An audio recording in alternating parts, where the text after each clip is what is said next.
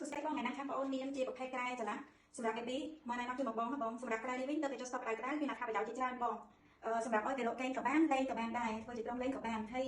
នៅលើនេះគឺមានទៅជាមួយនឹងក្រែសម្រាប់ baby កេងយើងអាចផ្លាស់ប្ដូរខោតំណងឬមួយក៏អាចគាត់ស្លៀកពាក់នៅលើហ្នឹងអីបានណាបងឬមួយក៏ប្រវាយកូនក៏បានដែរបងហើយយើងក៏អាចដុសចេញបានដែរបងងាយស្រួលគាត់តែដុសយកចេញទៅនេះគឺជាការស្វាក់យើងចង់ដាក់ក៏បានអត់ក៏បានសម្រាប់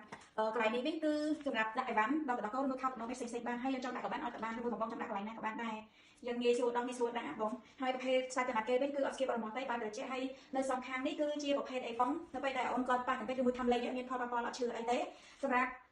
នៅខាងលើនេះវិញមានជាប្រភេទកណ្ដឹងយើងមួលទៅគឺភ្លេងអានេះក៏អាចវិលបានដែរយើងក៏អាចដោះចេញបានដែរបងគ្រាន់តែដោះកន្លែងគៀបនេះចេញជាការស្លាប់យើងចង់ដាក់ខាងនេះក៏បានខាងក្រៅនេះក៏បានដែរបងតុក្កតានេះយើងអាចដោះឲ្យអូនគាត់លេងក៏បានហើយមុំនេះក៏ដូចគ្នាដែរបងចង់ដាក់នៅក្នុងខាងណាក៏បានដែរយើងចង់ដាក់ឲ្យចិត្តក៏បានចង់ដោះចេញក៏បានដែរបងគឺជាការស្លាប់ចាបងមកគេគឺធំទលាយបាត់ចិត្តថឹងអាចធ្វើឲ្យមុខខាងអូនបានដែរបងមកនេះមានអត្ថប្រយោជន៍ច្រើនណាស់បងអាចធ្វើជាប៉ាក់ពើក៏បានបងគ្រាន់តែកាត់កន្លែងធ្វើដៃខាងក្រៅនេះមកទាំងសងខាងក៏យើងអាចធ្វើជាប៉ាក់ពើបានដែរបងអាចធ្វើជាប៉ាក់ពើក៏បានហើយក៏អាចធ្វើជារុញបងយើងរុញទៅមុខទៅក្រោយនេះងាយស្រួលដោយសារមានកងនៅខាងមុខហើយក៏មានហ្វាំងដូចគ្នាដែរហើយខាងក្រោយនេះពីបងខាងក្រោមជាកន្លែងនេះយើងអាចគ្រប់ចេញចូលបានហើយដាក់អីវ៉ាន់ដាក់អីបានតែបងសម្រាប់ធ្វើឆ្នៃអូននេះអត់ធ្វើឲ្យបាត់ទៀតទេហើយកម្ពុជាវិញគឺស្រាលតែបងលើកដៃខាងក៏រួចដែរងាយស្រួលទៅបានទៅតែបាត់វិញគឺទូចមែនតើនៅខាងក្រោយនេះក៏មានកន្លែងដាក់អីបានដែរមានកងលិនស្មូតល្អហើយមានក្រាំមានអត្ថប្រយោជន៍ច្រើនណាស់បងសម្រាប់ខាងជាន់ទី1នេះវិញយើងអាចធ្វើឲ្យអូនគាត់កេងបានហើយមានតំណក់ពុកបែបនេះបងតំណក់ពុកកូនបែបនេះហើយនៅជាន់ក្រោមនេះយើងអាចដោះអាជាន់ទី1នេះចាញ់ហើយឲ្យគាត់លេងគាត់អាចឈរលេងឬមួយក៏លេងនៅដល់ខាងក្រោមនេះបានបងការពារកុំឲ្យអូន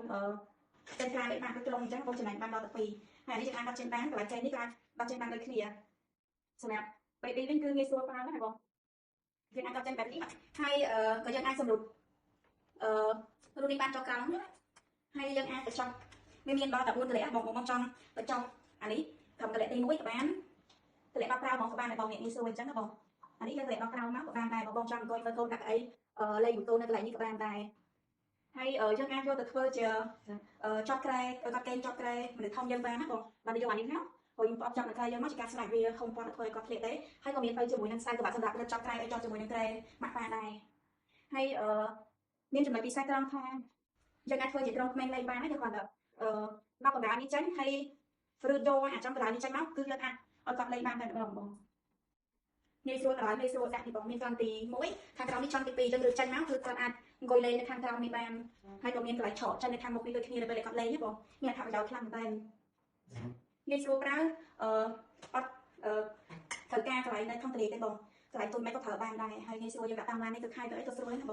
ងចង់តាមបងអាចឆាតចំហេះខាងបងមានគេបានច្រើនណាបងទៅចូលស្តុក